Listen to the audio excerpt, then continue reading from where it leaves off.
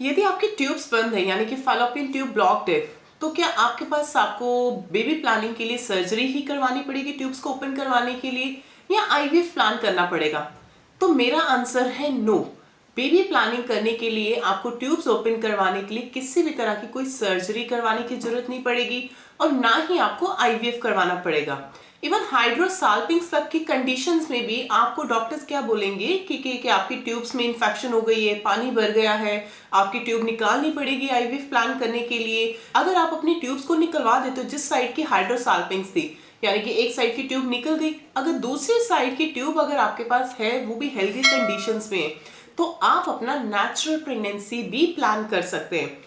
अगर आपकी दोनों साइड्स की ट्यूब में हाइड्रोसाल्पिंग्स हुई तो दोनों साइड्स की ट्यूब्स निकालनी पड़ी या उसको लाइगेट करना पड़ा या कुछ किसी तरह की कोई सर्जरी करनी पड़ी, तो उसके बाद आप अपना नेचुरल प्रेगनेंसी प्लान करने में सक्षम नहीं हो पाओगे।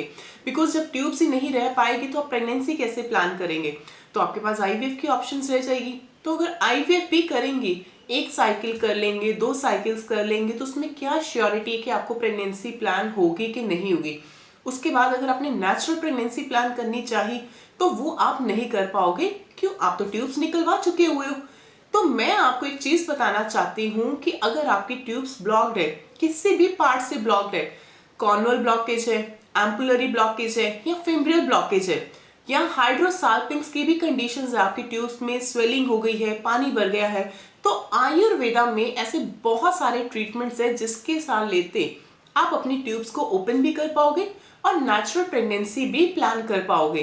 देखो, हमारे हॉस्पिटल्स में ऐसे बहुत सारे पेशेंट्स हैं जिनकी ट्यूब्स ब्लॉक थी और यहाँ पे 60 to 70% पेशेंट्स ट्यूब ब्लॉकेज के ही होते हैं और जिन्होंने ट्रीटमेंट लेने के बाद जिनकी ट्यूब्स भी ओपन हुई और नेचुरल प्रेगनेंसी भी प्लान करी।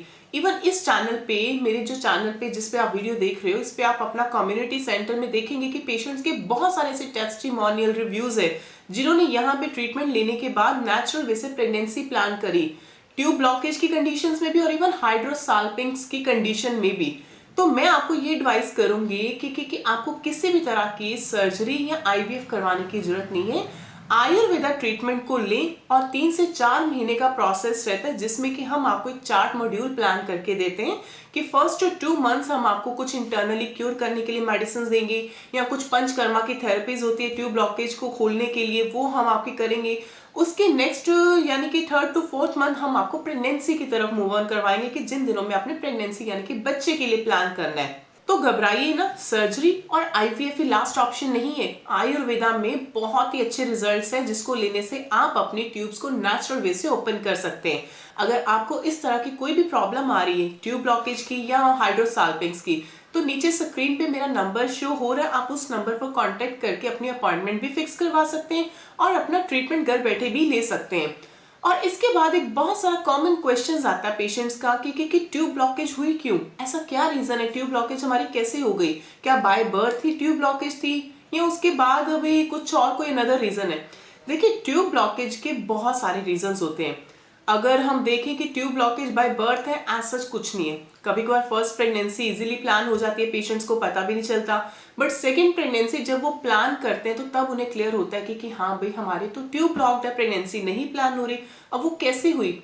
मे बी कोई इन्फेक्शन हो गई हो, कोई अबॉर्शन की हिस्ट्री हो, या उन्होंने कोई किड्स खाई हो बच्चा ना प्लान करने के लिए, कोई डीएनसी जैसा कोई प्रोसेस करवाया हो जिसके साथ चलते उनकी ट्यूब ब्लॉकेज हो गई हो, या अनदर रीजन टीबी, ट्यूबरकुलोसिस भी एक ऐसी डिजीज है जिसके साथ चलते जब लॉन्ग टाइम पेशेंट कोई मेडिसिन नहीं ले पाता, उसका बैक्टीरिया ऐसा बॉडी में इन्फेक्शन क्रिएट कर देता है जिसके साथ चलते ट्यूब्स में अफेक्ट आना शुरू हो जाता है।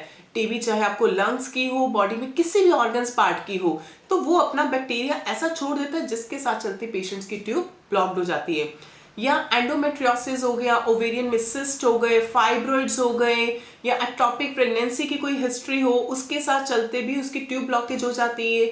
या कोई रिकरेंट इन्फेक्शन हो, यूटीआई की प्रॉब्लम, वाइट डिस्चार्ज, लिकोरिया हो गया, पीआईडी, नलों में कोई सूजन, इन्फेक्शन होने की वजह से भी ट्यूब ब्लॉकेज होने का सबसे बड़ा रीजन है।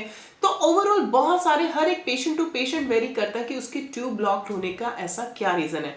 बट आप ना घबराएं, आयुर्वेदा में स्विच करें और आयुर्वेदा में उसको नेचुरल वे से अपनी ट्यूब्स को ओपन करें और नेचुरल प्रेगनेंसी कंसीव करें।